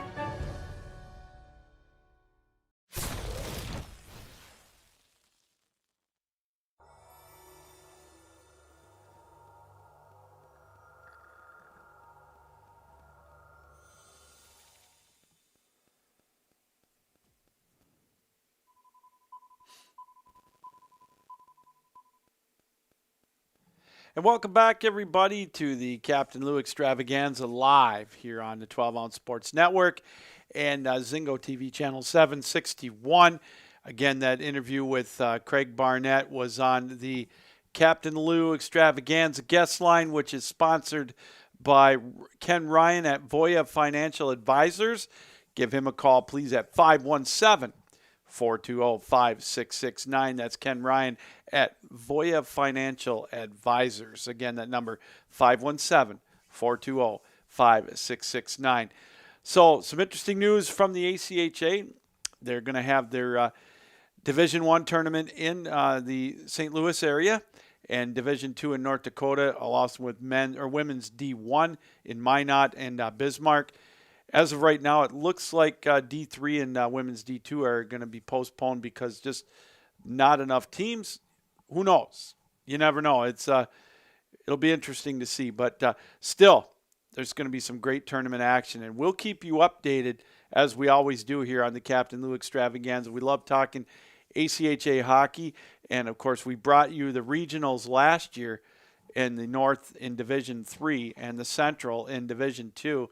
Some great games, and we got the hockey bug, and it was fun to talk with Craig Barnett of the ACHA. Very, very pleased and fortunate to have him take time out of his busy schedule. I know they're ramping it up, and it's like we mentioned, it's with them, you know, there's always something that they've got to deal with the COVID issues and the different protocols in each state and whatnot. It's absolutely amazing at how much that they really have to work with. And it just, you know, it's something new every day with that. But it doesn't take away from the quality of hockey, that's for sure, that's going on in their world right now. As you watch the games, it hasn't, you know, it started out maybe a little bit disjointed, but the games, I'll tell you, the level of play is still, you know, top notch. And it's like Craig said, you know, the difference is it's so much crisper and so much faster. You talk to any of the coaches now that have been around the game a while. And so I'm looking forward to it. We'll have more head coaches and guests on in the coming weeks leading up to the national tournament. Again, thanks to Rick Zombo from Lindenwood as well for coming on the show. Todd Corder, our NFL insider, you can catch his show at ATL Prime Sports, his podcast that he does. He's going to stop by in a few moments. We're going to rehash the Super Bowl one more time. Coming up, though, at the top of the hour, the third part of our trifecta, Mike Said It First will be on. And, you know, I'll be interested to see what he says. I know he's going to be talking about the Super Bowl, and, you know, he's going to be like Nick Wright, you know, begrudgingly maybe give Tom Brady a little bit of due. But I also, Mike, if you're listening or you're watching, I want to pose this question to you.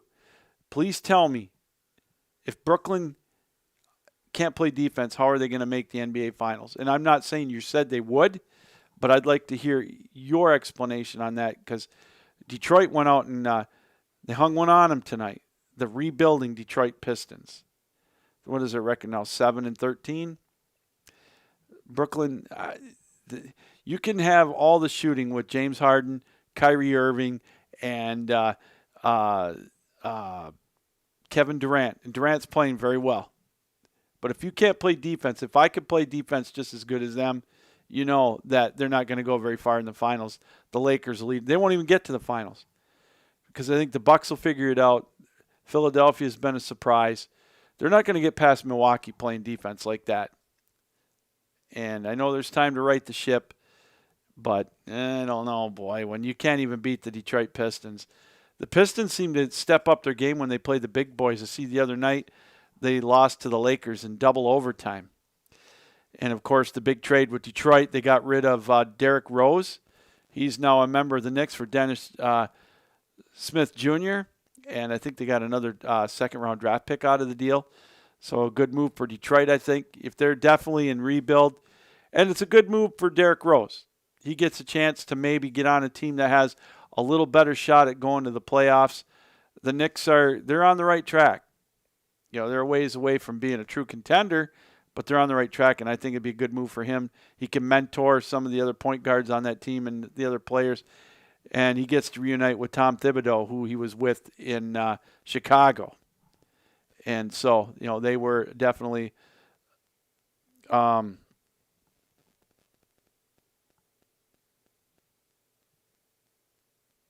team to be reckoned with. Okay, here we go. Let's go to the Captain Lou guest line. Captain Lou Extravaganza guest line brought to you by Ken Ryan at Voya Financial Advisors. Give him a call at 517-420-5669. And we welcome in a good friend of the show, Todd Corder. Todd, how are you, my friend? Hey, Lou, I'm great. How about yourself? Oh, you know, I'm doing all right. I thought we'd get you on and talk a little Super Bowl 55 and maybe talk a little bit about this quarterback carousel that still seems to be going in the NBA or the NFL. But your initial thoughts on Super Bowl 55, kind of a letdown on this end. What did you think? Total domination by the Tampa Bay defensive line and offensive line when you can rush four and get to the quarterback pretty frequently. It allows you to drop seven in coverage. You're able to double team Kelsey.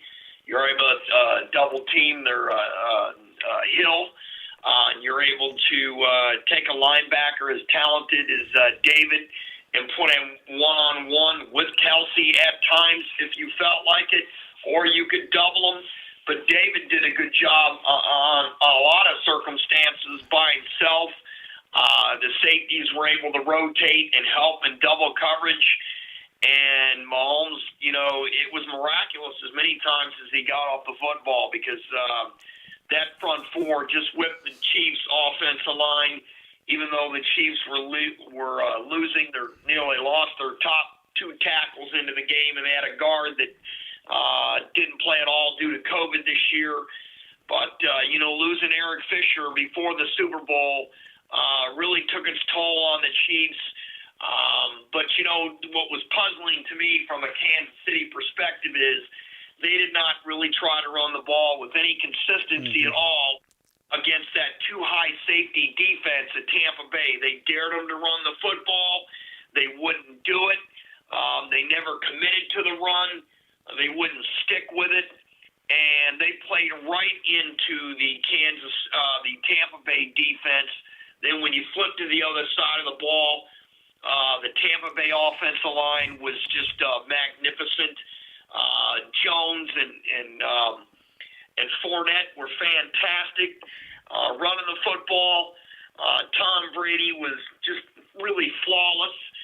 It was a lot of old school football, throwing to the tight end screen, the running back screen, negating any pass rush that Kansas City had. And also, the Chiefs, if I can flip to them offensively, they never tried any screens at all to try to negate that Tampa Bay pass rush. Not only were the Chiefs outplayed, but they were outcoached.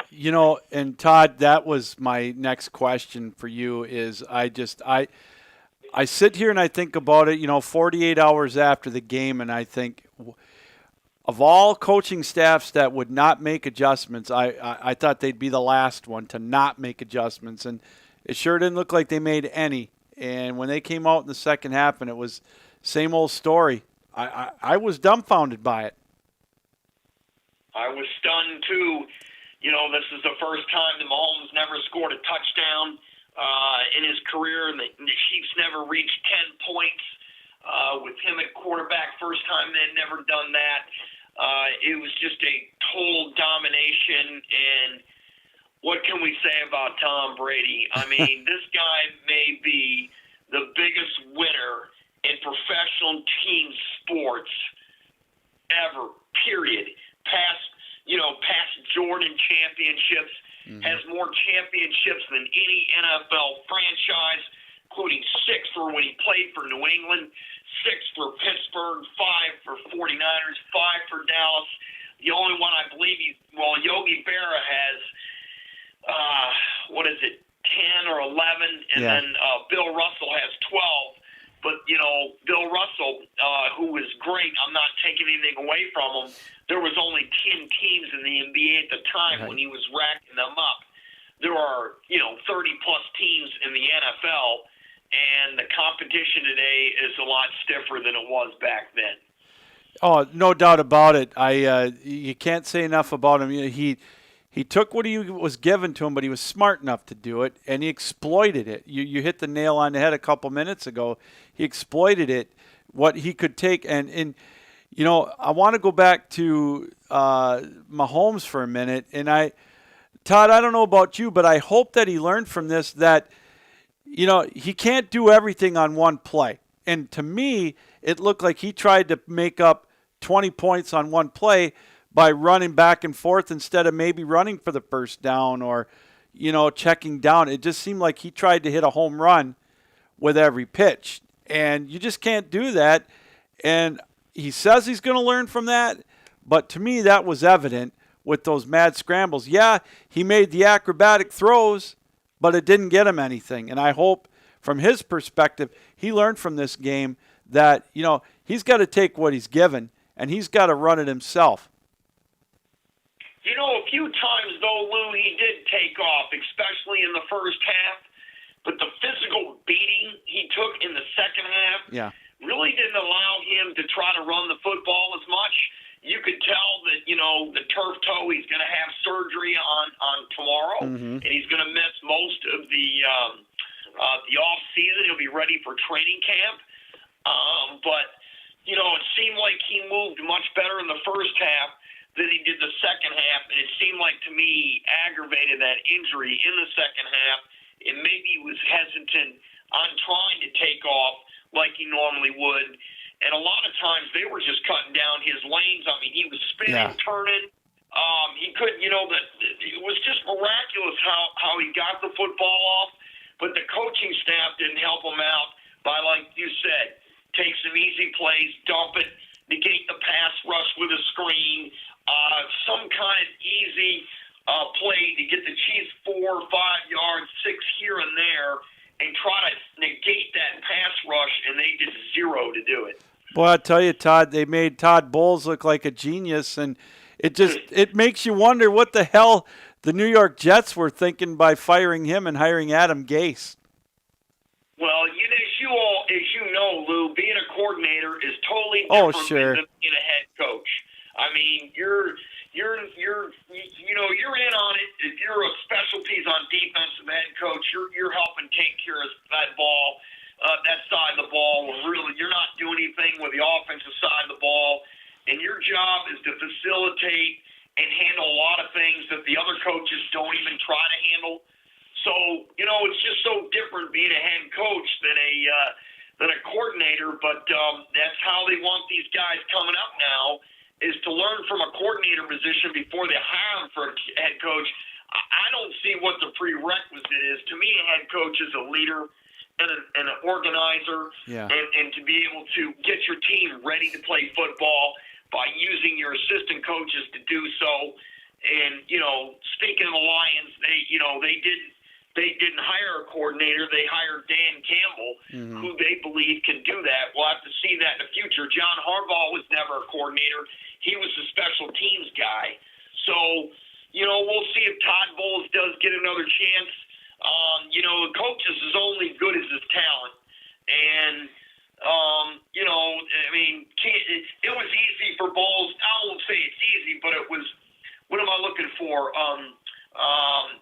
It was allowable for Bowles to be able to use that two-deep strategy, knowing the personnel he had and the best defense in the NFL besides the Rams. You know, and Todd, to your point, it's well taken. And I think a head coach, you can look in the NBA, you can look in Major League Baseball, even hockey. You know, a good head coach he also knows how to treat the egos, and he knows when to let let his guys or gals play and let his coaches coach, and he surrounds himself with that. And, you know, hopefully, like you said, Detroit may be able to learn from that. But Bruce Arians, you know, I have to tip my cap to him, Todd. I was never a fan of him before this year because he never was able to win the big one. Well, he was able to do it now, and you know, it looks like most of his staff, except for Antoine Randall, they're going to be back next year. So, you know, it's going to be interesting to see what they do next year. Well, the NFC is going to be one tough conference next year, but if Tampa can keep the gang, keep the gang together, I think their biggest push won't be from Green Bay next year. I actually think it'll be from the Rams. The Rams players are already calling Matt Stafford and saying, hey, I want to come play with you. And Aaron Rodgers has always said it. If Matt Stafford got a great team, look out. And the Rams have a great defense. So it's way too early to rank them. Right. But right now, Tampa and the Rams are the top two teams for me for the NFC going into next season. You know, and I wanted to ask you about, we'll get to the quarterbacks in a minute because I got a couple for you. But speaking of coaches, Todd, I know you've watched him quite a bit as well as I did back in the 80s and 90s. The world lost a good one today in Marty Schottenheimer. He was one of those guys, you talk about heartbreaking playoff losses. I don't think anybody has suffered more than him except maybe for Marv Levy, but you know, Marty Schottenheimer was he was a great person and a heck of a coach. 200 wins in 21 years, only 2 losing seasons in those 21 years. And, you know, we lost a good coach today. Well, God definitely has a better coaching staff up in heaven. He does. There's no question about it. I mean, in 20 seasons, you only had 2 losing seasons. That's all I need to know. I mean, I love Marty's pregame motivation on the sideline. My favorite one is when he said, men, there's a gleam, men. Let's get the gleam. Get the gleam. And, his hand would be in there with the rest of the players. And I just love it. He'd go, gentlemen, man, there's a gleam. Let's get the gleam. That just, he was a great motivator. His teams were always really good, not making a lot of mistakes. They didn't beat themselves. They ran the football well, and they stopped the run extremely well.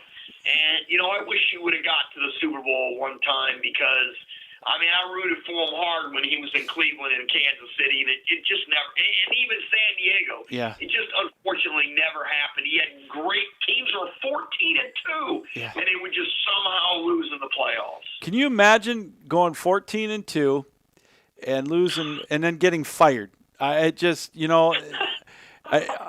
like I said earlier. It's like when John Cooper was 10-1 and lost to Michigan and he got fired. When he was with Ohio State back in the glory years, 20-some years ago. But that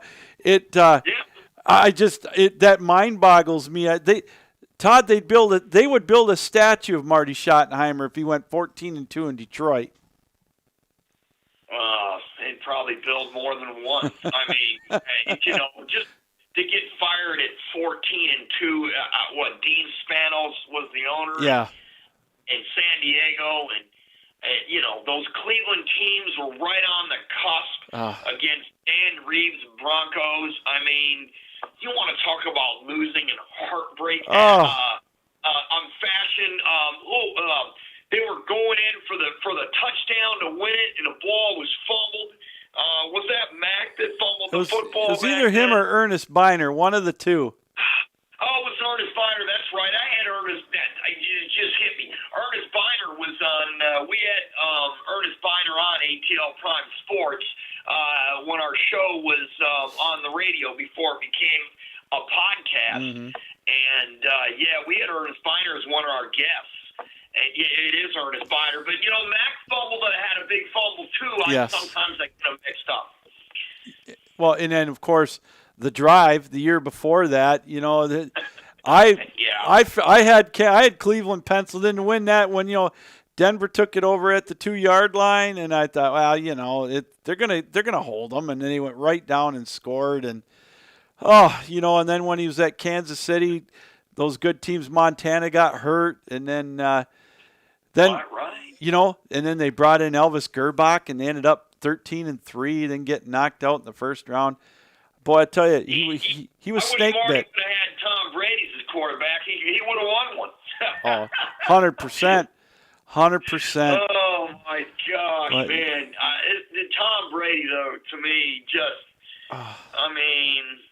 it's just unbelievable that at 44 he has a chance at his 8th Super Bowl next year if he can continue to stay healthy. And that offensive line with the addition of Tristan Wirfs, what a job he did this year. And, Tampa Bay with Winfield at the safety position. They drafted really well this season, which contributed to them winning it all. And, it's just unbelievable how much longer can he play and be this effective?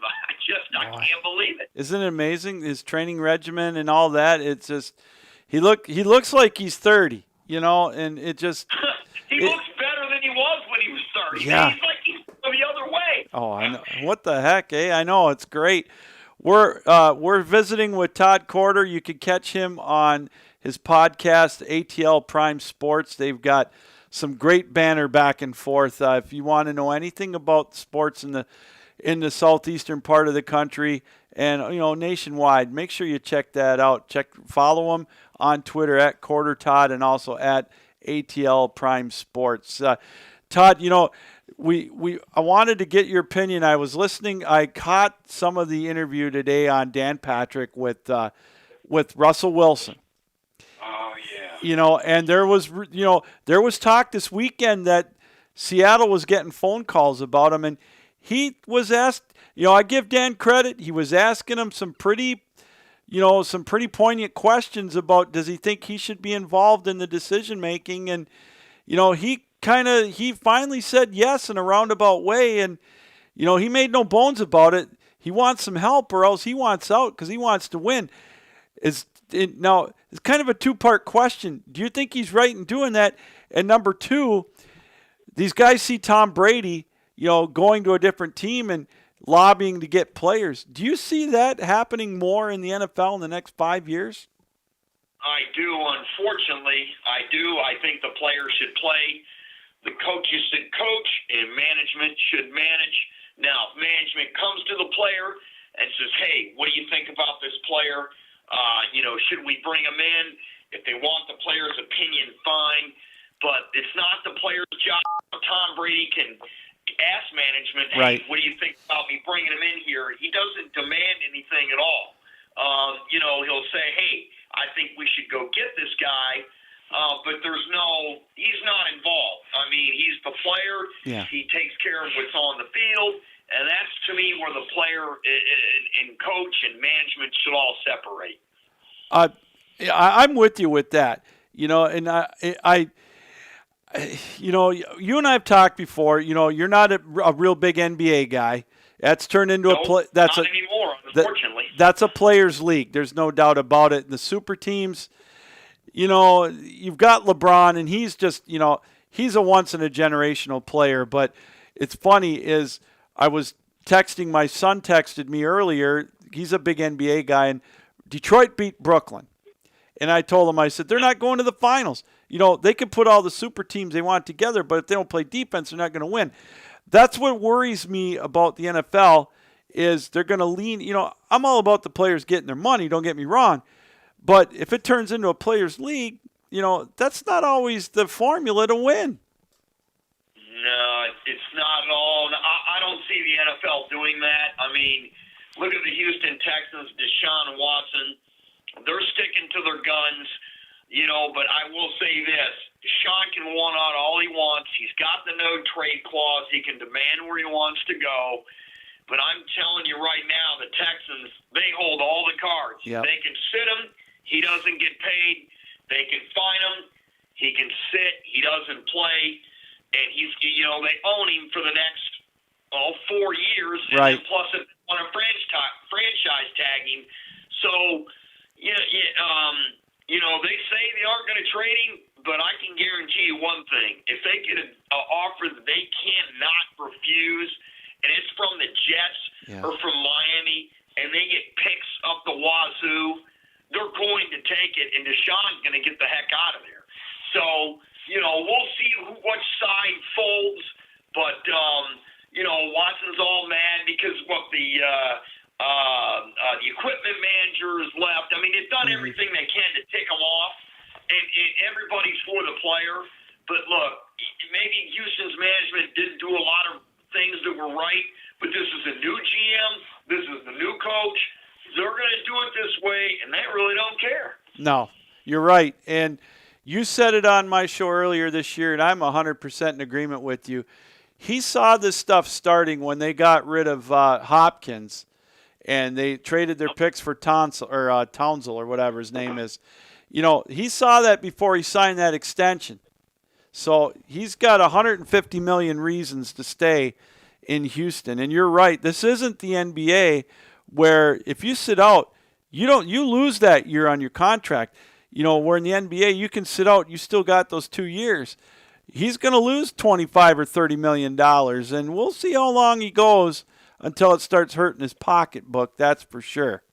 My partner keeps saying he don't think he's going to be traded. He said it from the beginning. At first, I thought he was absolutely out of his mind, but what he was saying made a lot of sense. But to me, I think he is going to get traded because I think they're going to get a deal they can't refuse. Well, now if they don't get the deal they want, then my partner is going to be right. They're not going to trade him, and Watson is going to be miserable. Oh my God, you're right, and I could see that if they get 3 first-round picks or something to that nature, I could see him going.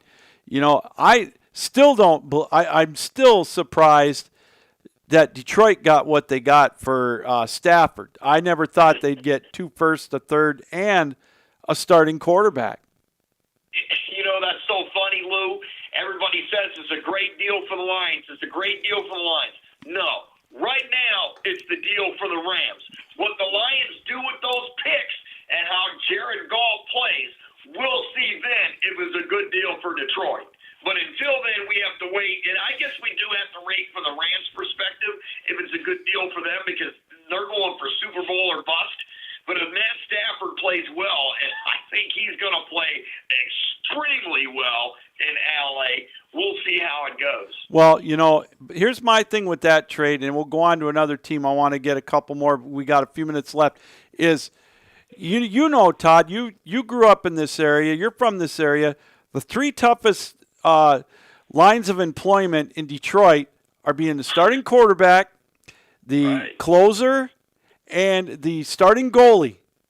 And if you think that pressure was in Detroit, wait till you get to LA. If he don't go to the Super Bowl, Todd, it's a bust. There's going to be heat on Stafford like he's never felt, and I just hope he's ready for it. I hope he does good because I've always been behind him. I have no ill will towards Matt Stafford, but there's going to be a ton of pressure on him to perform. And you think his wife doesn't like the media? Wait till she gets out there and they go on a little 2 or 3 game skid.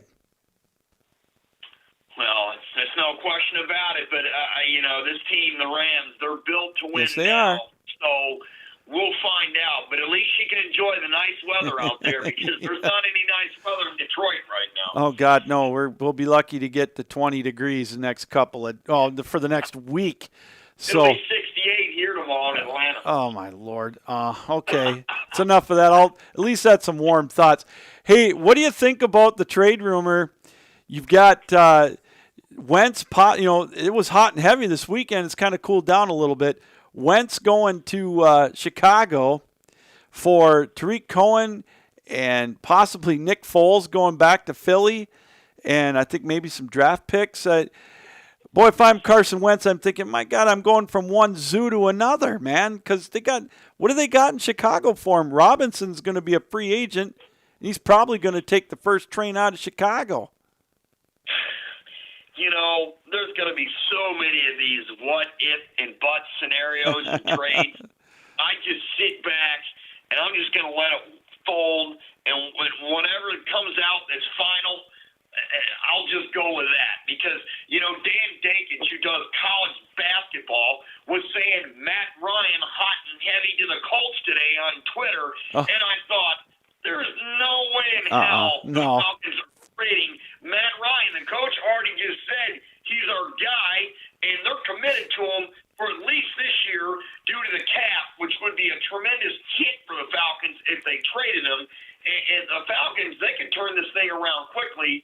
I know they only won 4 games, but they had 5 of them, 1 that they blew.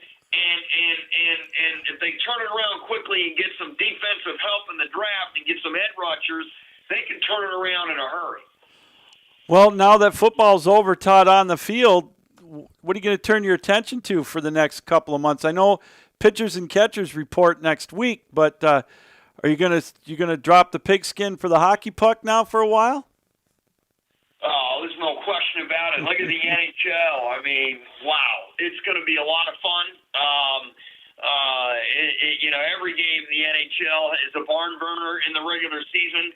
I mean, the Red Wings can't put the puck in the net to save their lives, but their defense is pretty good. Their goaltending, I think, is better than average, or at least average in the NHL. They just can't put the puck in the net, and if your best scorer is Dylan Larkin, it's going to be a long season. Yeah. So, and Dylan Larkin's a good player. He's a captain, but you know, he's not a superstar. And you know, the Wings, they've got like, 1, 2 good lines. You need 4 in the NHL. So they're a long way away. Steve Eiderman's got a lot of work cut out for him. And in terms of Major League Baseball, I saw today that the DH, as of now, is not going to be allowed in the National League. Thank God. And they are going to play 7-inning doubleheaders, which I want to throw up at. And they are going to put a winning run at second base in extra innings, which I want to throw up at. And you know, they are going to play 162, which I think they should. And I think you're going to see fans in the stands in certain parts of the country on opening day. And we know in Florida they're going to have fans in the stands for training. They're going to have to, you know, spread them out. So, you know, but MLB and MLBPA, can we just get along? I mean, there's so much money out there to be made. Please divide it up and stop all the bickering, because if not, all of you are going to lose. And, you know, baseball is not the American pastime anymore. It is now football. Yeah. And if they keep it up, they're going to keep losing more folks, and they just need to, you know, get an agreement and get it hammered out. Well, on that note, I got to let you go, Todd, but I'm going to warn you right now, enjoy baseball while you can this year, because I'm telling you, my prediction is 2022 will not start on time, and it won't be because of COVID. You're either going to get a lockout or a strike, because, you know, the players thought they got bent over and they want the moon, and the owners are going to cry poverty. So brace yourself for a work stoppage in 2022. So enjoy baseball while you can. Yes, right now I agree with you, Lou, 100%. A lot could change. The players don't trust the owners. Nope. Period. Not at all. You're right. I got to let you go, Todd. We're up against the end of the show. Thanks for coming on again. It's always a treat. Catch him, Todd Korder, on ATL Prime Sports. And it's a great podcast. They have wonderful guests. Todd, thanks a lot for joining us. Have a good rest of your night. Thank you. I appreciate that, Lou. And we'll talk to you soon. All right. Todd Korder joining us here on the show. That's going to do it, ladies and gentlemen. Great conversation. Want to thank our guests. Phenomenal as always. Rick Zombo, ex-Detroit Red Wing, St. Louis Blue, Boston Bruin, and now the coach of the Lindenwood Lions ACHA D1, kind enough to join us. Craig Barnett, the executive director of the ACHA, telling us all about what's going to happen in the next few months. with the regular season and the national tournament, and, of course, Todd Corder, as always, very informative on the NFL. Mike Said It First is on his way. Join him. He's got all Tom Brady all the time. Thanks for joining us, everybody. This reminder, keep your heads up, keep your sticks down, keep your feet moving, and as always, keep your minds open. We'll see you next time here on the Captain Lou Extravaganza Live here on the 12 Ounce Sports Network and Zingo TV, Channel